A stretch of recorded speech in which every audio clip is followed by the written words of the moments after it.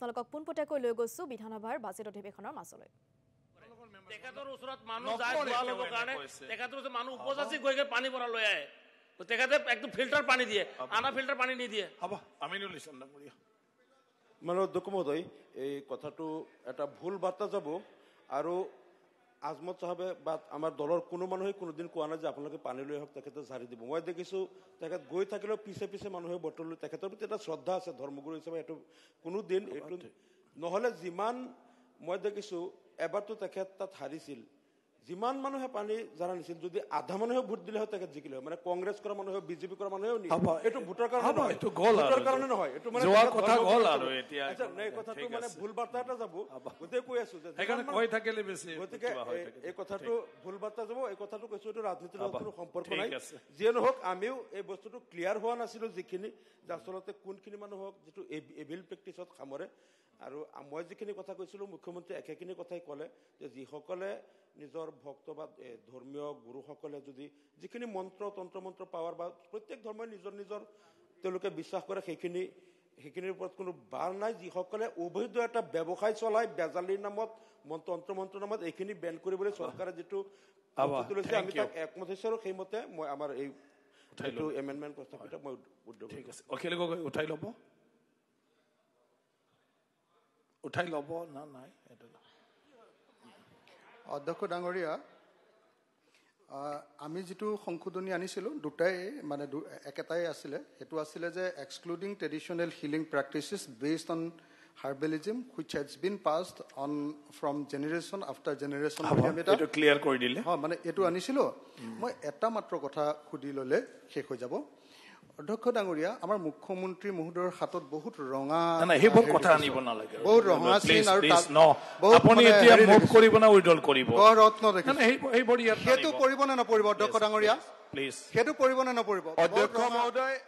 ৰঙা চিন যে বহুত যে আছে আমাৰ নাই আমাৰ ফ্ৰী এটাও আঙঠিও নাই সেইটো কৰিব নে নপৰিব অধ্যক্ষ ডাঙৰীয়া সেইটো কৈ দিলে ভাল হয় মাননীয় অধ্যক্ষ মহোদয় সাইলেন্ট প্লিজ মাননীয় অধ্যক্ষ মহোদয় এইটো যে মই পিন্ধিছো মোৰ নিজৰ কল্যাণৰ কাৰণে পিন্ধিছো এক মিনিট যোনে দিছে পইচা লৈছে নে নাই প্লিজ এক মিনিট প্লিজ অখিল গগৈ মাননীয় অধ্যক্ষ এইবোৰ অনাগত কোৱেশ্যন নকৰে মানে নক্সাল ট্ৰেইনিং কেম্প আৰু এছেম্বলিৰ মাজত ডিফাৰেন্সটো থাকিব লাগে অধ্যক্ষ মহোদয় এইটো মই পিন্ধিছো এইটো মই কাকো এক্সপ্লইট কৰিবৰ কাৰণে পিন্ধা নাই মোৰ ৱেলফেয়াৰৰ কাৰণে মই পিন্ধিছো যাতে আপোনাৰ কালা নজৰৰ পৰা মই বাচি থাকিব পাৰোঁ গতিকে এইটো এক্টত নপৰে কাৰণ যেতিয়া কোনোবাই মানুহে মোৰ 9 বছৰ বাচ্চালৈকে এৰি নিদিয়ে তেতিয়াতো মই কিবা এটা দৈবিক পাৱাৰক ল'ব লাগিব গতিকে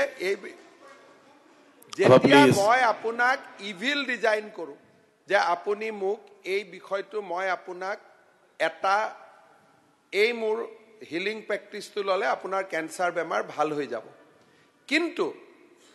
ভাল নহয় তাত কোনো সাইন্টিফিক প্ৰুফ নাই তাত পৰিব কিন্তু যদি মানুহজনে কেঞ্চাৰ বেমাৰ ভাল কৰিম টকা পইচা নলয় সি খালি হিলিং কৰিছে বাহিৰৰ পৰা দেন আল্টেৰিয়ৰ মটিভটো নাথাকিলে ইয়াত নপৰে আল্টেৰিয়ৰ মটিভটো থাকিলেহে ইয়াত পৰিব ইমানে কথা ঠিক আছে উঠাই লৈ আছে অধ্যক্ষ ডাঙৰীয়া মোৰটো উঠোৱাৰ নিয়ম নাইয়ে জানে ঠিক আছে তো মই অখিল গগৈ ডাঙৰীয়াৰ সংশোধনী প্ৰস্তাৱটো সদনত দাঙি ধৰিলোঁ যিসকল সদস্য সপক্ষে আছে কওক হয় যিসকল বিপক্ষে আছে কওক নহয় মই ভাবোঁ নহয় আৰু সপক্ষে সংশোধনী নাকচ হৈ গ'ল এতিয়া 3 নং দফা বিধেয়কখনৰ অংশ হ'ব প্ৰশ্নটো হ'ল যে দফা নং 3 বিধেয়কখনৰ অংশ হ'ব যিসকল সপক্ষে আছে কওক হয় যিসকল বিপক্ষে আছে কওক নহয় মই ভাবোঁ হয়ৰ সপক্ষে দফা নং 3 বিধেয়কখনৰ অংশ হ'ল দফা নং 4 যিটো আছিলে এইটো অলৰেডি আপোনালোকে চব উঠাই ল'লে এতিয়া সেই অখিল গগৈ ডাঙৰীয়াৰ মই প্ৰস্তাৱটো সদনত দাঙি ধৰিলোঁ যিসকল সদস্য সপক্ষে আছে কওক হয় যিসকল বিপক্ষে আছে কওক নহয় মই ভাবোঁ নহয়ৰ সপক্ষে সংশোধনীটো নাকচ হ'ল এতিয়া 4 নং বিধেয়ক দফা বিধেয়কখনৰ অংশ হ'ব যিসকল সপক্ষে আছে কওক হয় যিসকল বিপক্ষে আছে কওক নহয় মই ভাবোঁ হয়ৰ